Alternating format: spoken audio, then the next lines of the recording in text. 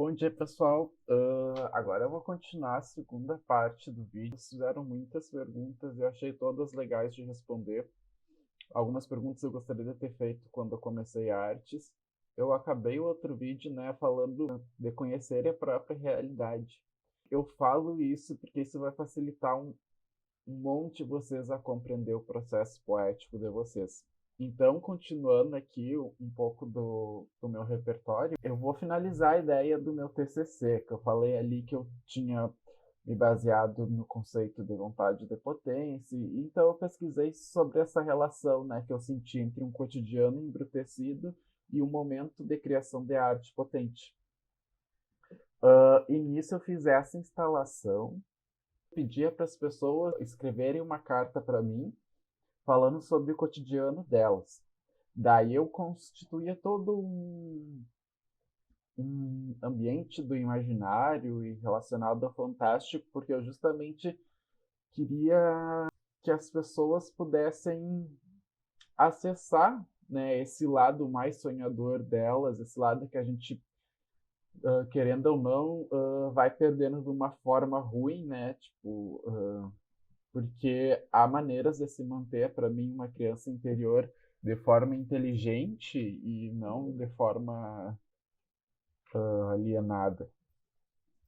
Nessa instalação, eu botei desenhos sobre pesquisas mitológicas, botei fotografias que eu tirei no Moles, ali do Rio Grande, e que eu trabalhei com edição digital por cima dessas fotos. Essas pessoas são colegas meus, são amigos, e eu fui então editando e foi mais um processo de experimentação, de deixar a imaginação fluir, não tinha grandes conceitos.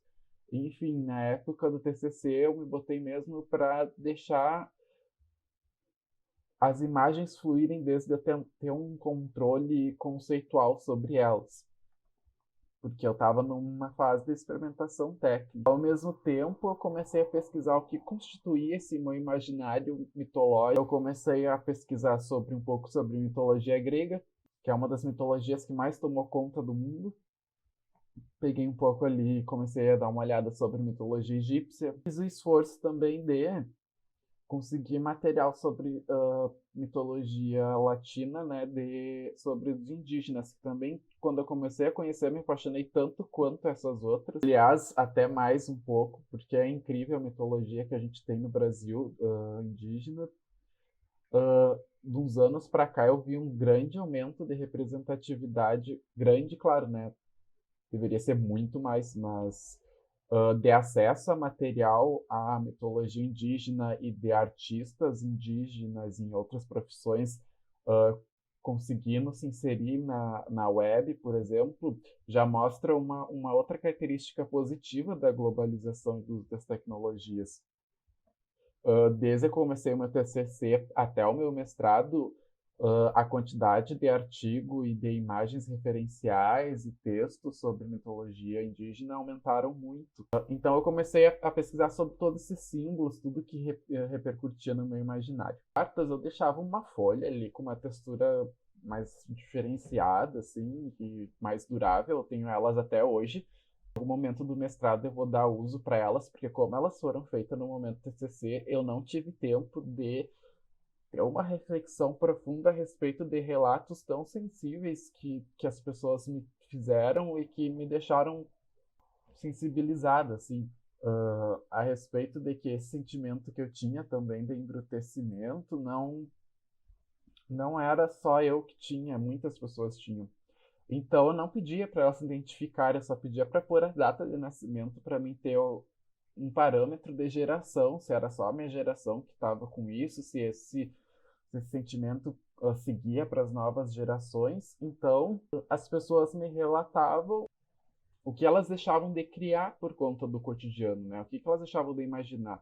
Algumas relataram, tipo, que percebiam, por exemplo, o abandono de locais culturais, patrimônios públicos, como o Castelo aqui de Pelotas. Alguns também falavam que deixavam de ver amigos por conta da violência, não iam mais tomar chimarrão ali na praça.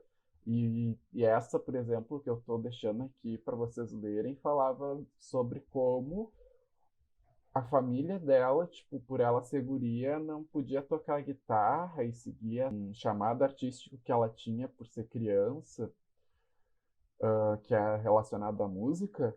Comecei a ver que a nossa potência de imaginação ela começa a ser apartada já no nosso nascimento e no nosso núcleo familiar, porque como a arte ainda é um campo de conhecimento muito restrito, a nossa família não tem acesso a isso. Muitas famílias, né, não têm acesso a isso e nós vamos ser criados da maneira que eles tiveram acesso em relação a esse contexto de expansão do imaginário e de trabalhar criativamente, né? Um trabalho assim que ainda está a repercutir porque é muito potente para eu dar uma solução rasa de apresentar essas cartas e esses materiais. A partir disso, eu fui a experiência do mercado de trabalho, porque eu tive uma pulga atrás da orelha, tipo, bah, será que eu tô sendo romântico demais e muito filosófico? Talvez lá, o mundo lá fora não seja tão embrutecido como a minha crítica aqui no TCC. E daí eu decidi que eu queria ir para o mercado de trabalho antes de emendar o mestrado. Até eu fui, tipo, meus pais queriam que eu emendasse o mestrado e eu já estava um pouco assim, cansado da academia, porque a gente amadurece horrores e pensa horrores. Daí eu falei, não, preciso primeiramente arranjar uma forma de ganhar dinheiro, porque eu já estava com muita dificuldade de entender como monetizar minha arte. E naquela época eu não tinha tão claro que a minha arte não, eu não estava fazendo arte para ser exposta e para posta no circuito. Então eu tentava assim, tentei alguns editais de arte específicos da artes visuais e não rolou. Mas eu compreendo isso porque eu não estava totalmente claro de como apresentar o meu trabalho e como posicionar ele. Ao mesmo tempo, então, eu falei, já que eu não estou conseguindo viver de arte e eu tenho a facilidade de tecnologias como softwares de Photoshop, Illustrator e esses programas, Premiere, eu decidi ingressar numa carreira que eu pudesse conciliar, né, criação da imagem e essa minha facilidade com tecnologia. Daí eu consegui emprego numa grande empresa de publicidade que atendia clientes de alto escalão na região central do Rio Grande do Sul, de diretor de arte. Eu fui bem assim de peito aberto assim para uma experiência positiva.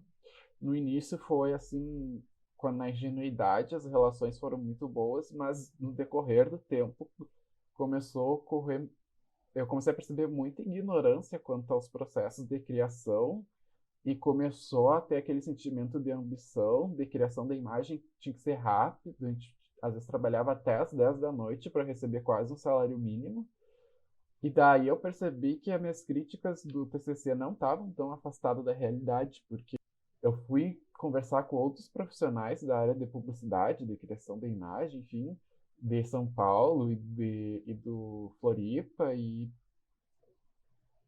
os relatos eram muito parecidos com a minha realidade, né, que eu estava vivendo naquela época. E eu comecei então a não ter mais perspectiva de trabalhar nesses locais. Eu já comecei a pensar, eu já estou criando aqui material para pesquisar no mestrado. Talvez seja necessário realmente uma reflexão mais filosófica nesse contexto de mundo. E daí, mesmo assim, passou um ano e pouco, né, depois do meu TCC e da minha graduação. Daí eu fiquei nessa agência e depois eu fui para uma empresa de grande porte de fotografia, porque para mim criar imagem é um produto que nem era tão inovador e criando uma narrativa que se tu consumisse aquele produto tu ia ser uma pessoa feliz, para mim não era legal, não é legal esse modo de marketing, de publicidade que a gente se tem hoje.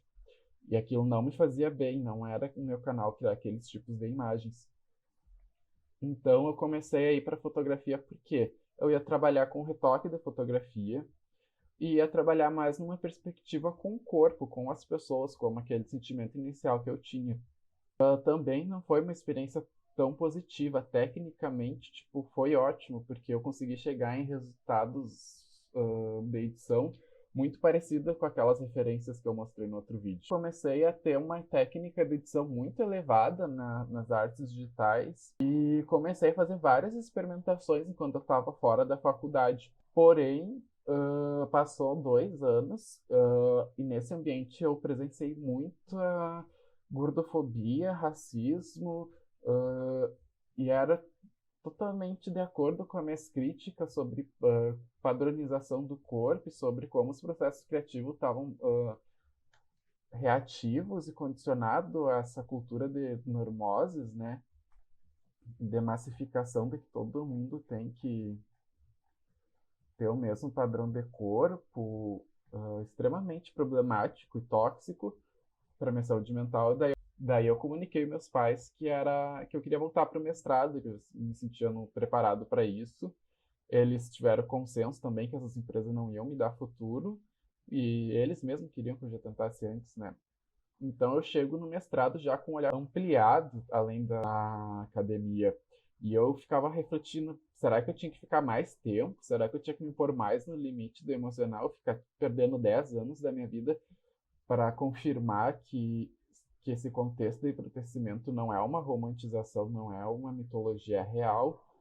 E daí eu falei, não, tu não precisa, eu não preciso mais me pôr no limite. Vamos voltar para a arte, vamos voltar para essa zona de potência, né, de reflexão. E foi aí que eu decidi voltar para as artes visuais. Então eu chego no mestrado com um repertório de criações de imagem muito grande e várias experimentações. Eu saí até do realismo, assim.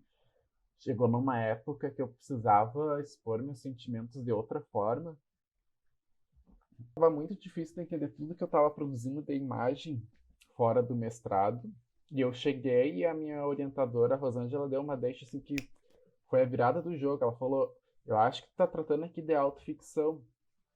A autoficção é um termo que parte da literatura. Daí eu já vou responder as perguntas ali relativas à experiência de mestrado e à minha especialidade. Daí a autoficção é uma linguagem literária, ela parte do gênero literário, ela se estende um pouco para o cinema e mais para o teatro também. Daí a grande deixa é eu estar trazendo esse termo para as artes visuais, porque ele é pouco visto nessa perspectiva de artes visuais. Apesar de eu ter encontrado já uma tese de doutorado e alguns textos sobre. Então eu comecei a reolhar essas imagens e vi que algumas delas realmente eu estava presente ali, o meu corpo estava presente de alguma forma constituía uma realidade mesmo que não fosse uma narrativa tão racional de contar alguma história. A partir da autoficção, então, potencializou essa minha vontade de compreender a dinâmica e a realidade que eu vivo.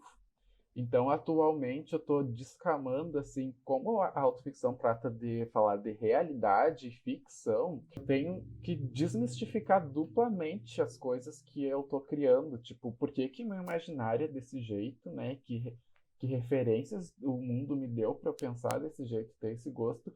E, ao mesmo tempo, desmistificar crenças que a minha família construiu em mim e que uma cultura mais normatizada, por eu tá inserida nela também, acabou reduzindo o meu pensamento, né? Que eu não tô vendo fora dessa realidade que eu cresci e que eu não tinha uma reflexão crítica.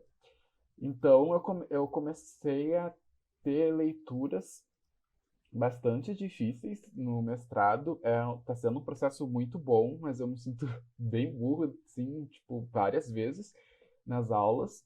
É um aprofundamento muito interessante e que, para mim, tá toda hora extrapolando artes visuais. E até a própria Rosângela me deu referências, tipo, de psicanalistas, porque como eu estava tratando de autoficção e no próprio gênero literário, o autor que nos propõe esse termo, ele já tratava de uma forma existencialista e de reflexão sobre o ser humano, né? No meu projeto tem sido bem desafiador o mestrado nesse sentido, mas eu estou muito feliz em estar fazendo e porque tem também me mostrado perspectivas de como eu vou posicionar o meu trabalho no mercado, né? Como eu vou conseguir monetizar todas essas coisas. E daí me apontou para uma questão de autoria.